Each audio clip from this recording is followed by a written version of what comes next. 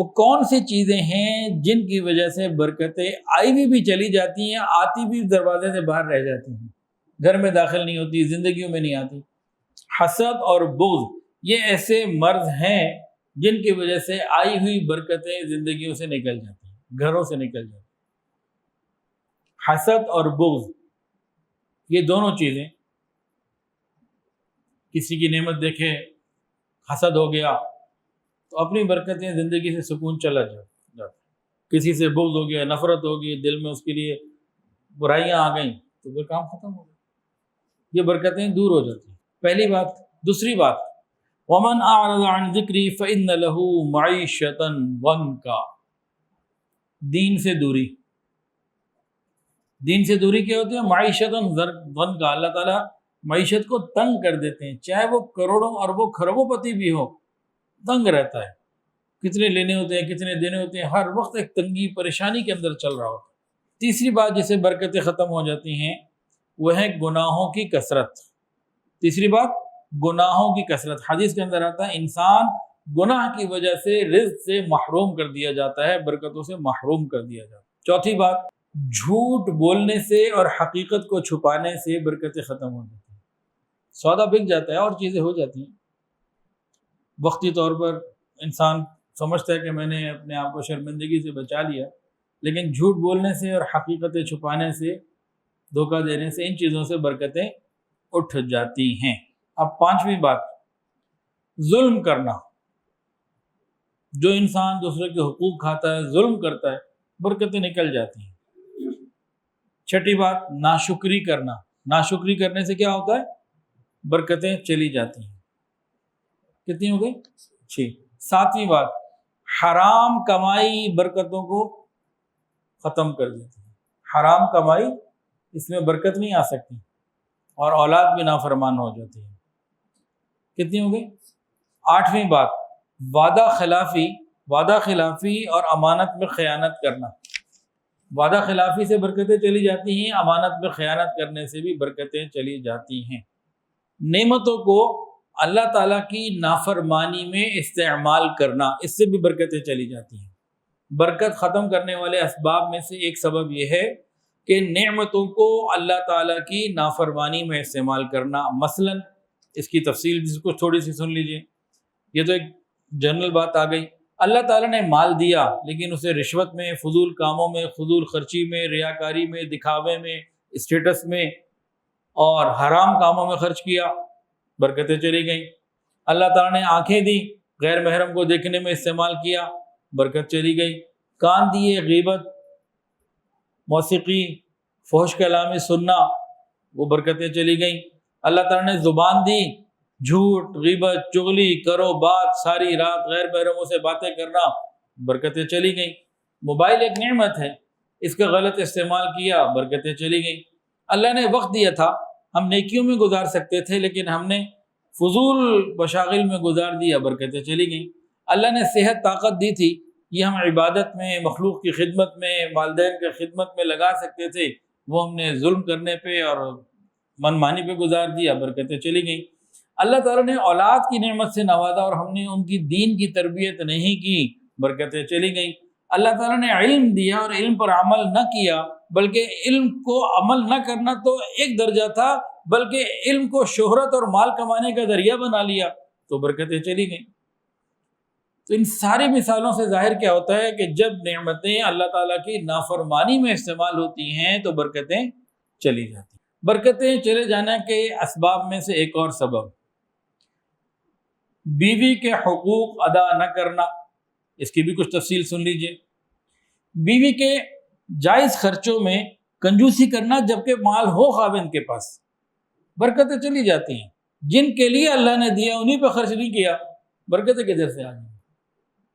اپنی خواہشات پر خرچ کرنا، بیوی کی ضروریات پر خرچ نہ کرنا، برکتیں نہیں آئیں گی۔ غیر محرموں کے ساتھ ہنسی مذاق کرنا، وقت گزارنا، باتیں کرنا اور بیوی کے ساتھ تھوڑی دیر بھی نہ وقت گزارنا، کہاں سے برکتیں آئیں گی؟ باہر جا کے تحفے تحائف دینا اور بیوی کے لباس اور اس کی ذاتی ضروریات کا خیال ہی نہ کرنا، کہاں سے برکتیں آئیں گی؟ باہر والوں کے ساتھ بڑے نرم مزاج، محبت سے گفتگو کرنا، بیوی کے ساتھ سختی کے ساتھ بد زبانی کے ساتھ گفتگو کرنا، کہنا میں خاوند ہوں. نبی علیہ السلام بھی تو خاوند تھے، آپ نے تو کبھی اپنی کسی زوجہ کے ساتھ سخت کلامی نہیں کی، تیز بات نہیں کی. بیوی کو اس کے شرعی حقوق سے محروم رکھنا، جو اس کے جائز حقوق شریعت نے بتائیں، خاوند کی ذمہ داری ہے کہ معلوم کرے اور ان کو ادا کرنے کی کوشش کرے جتنی اس کی ہمت ہے. اگر وہ نہیں کر رہا تو برکتیں کو بھول جا کے آئیں گی.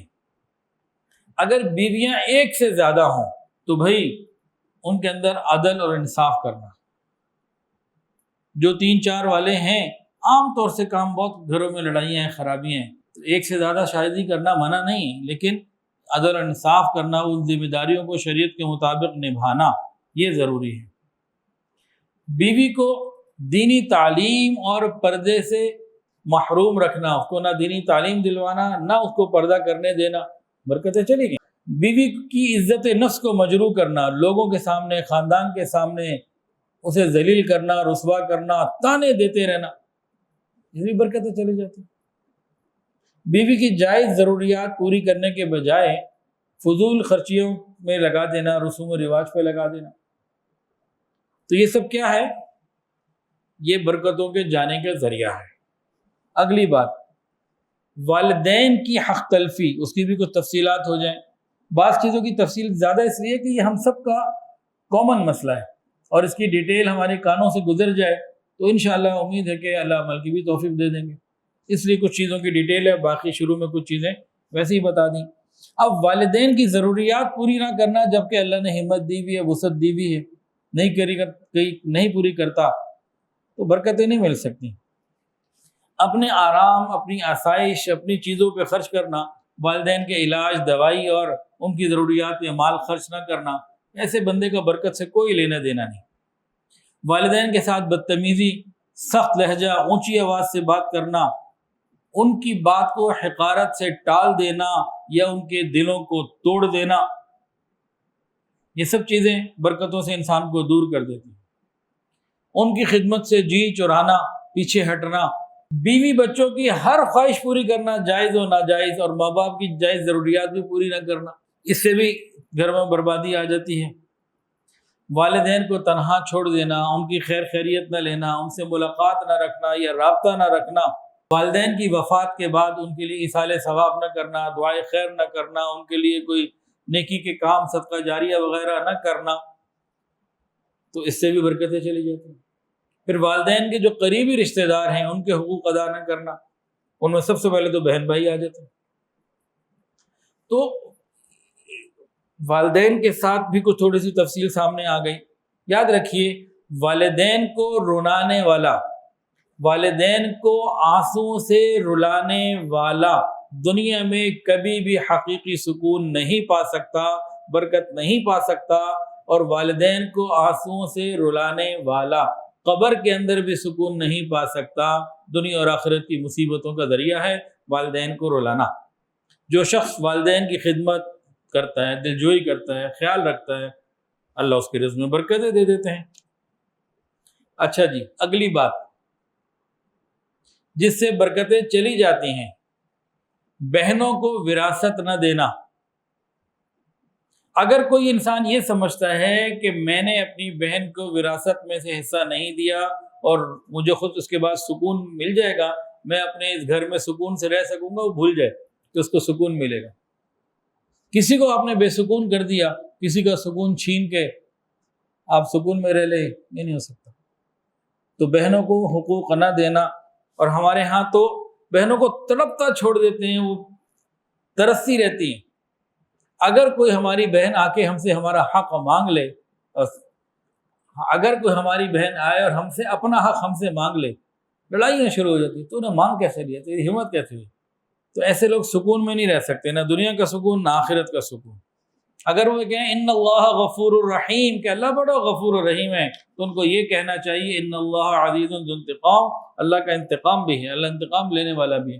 اللہ تعالیٰ کے ناموں میں المنتقم بھی ہے، انتقام لینے والا. جو دنیا میں کسی وارث کو اس کی وراثت سے محروم کر دے تو کیا ہوتا ہے؟ اللہ جنت کی وراثت سے اس کو محروم کر دیتے ہیں. دنیا میں کتنا کسی کا کو کھا لے گا، 2 مرلے، 10 مرلے، 2 کنال، 100 کنال، 100 مربے، پورا لاہور کھا لے گا، پورا پاکستان کھا لے گا، کیا کر لے گا؟ ساری دنیا بھی کھا لے تو جنت کی جو نعمتیں ہیں تو اس کے سامنے ساری دنیا کچھ بھی نہیں، تو جنت سے محروم۔ تو اتنا آسان نہیں ہے بہنوں کا مال کھا جانا، اتنا آسان نہیں، اس کی قیمت دینی پڑے گی۔ تو بہنوں کو وراثت سے محروم کر کے آپ مراقبہ کیجئے، چلے لگائیے، ذکر کیجئے، برکتیں نہیں آئیں گی، پریشانیاں ہی رہیں گی۔ اور ہمارے معاشرے میں میجورٹی ہے جو بہنوں کو حق پورا ادا نہیں کرتی۔ اگلی بات، یتیموں کا مال کھا جانا۔ اب اس میں بھی بہت ڈیٹیل ہے، صرف ایک بات کو میں عرض کروں گا، ٹائم بھی پورا ہونے والا ہے۔ گھر میں والد حیات ہے، 3 4 5 بیٹے ہیں اور سب کی شادیاں ہو چکی ہیں، سب کی اولادیں ہیں۔ اب والد کی موجودگی میں ایک شادی شدہ بیٹے کا انتقال ہو گیا، اب پوتا پوتی کا حق تو نہیں ہے وراثت میں۔ اب باقی بھائی کیا کرتے ہیں؟ اس کو کہتے ہیں بھائی، اپنی بھابھی کو کہتے ہیں تو نکل یہاں سے، نہ تیرا کچھ ہے نہ تیرے بچوں کا کچھ ہے۔ اور یہ دیکھو جی دارالعلوم کراچی سے لے کر آیا، جامعہ شرفیہ سے لے کر آیا، یہ دیکھو جی مستند علماء کے فتوے۔ شرم نہیں آتی؟ ڈوب کے مر جانا چاہیے انہیں فتووں کے اندر۔ شریعت نے وصیت کا بھی تو حکم دیا ہے۔ اب دادا کو کیا چاہیے؟ 1/3 کا اس کے پاس اختیار ہے، تو پوتا پوتی جس کے والد جا چکے ہیں اس کے حق میں کرے نا، اور یہ باقی جو تایا چچا ہیں ان کی ذمہ داری بنتی ہے ان کا خیال رکھیں۔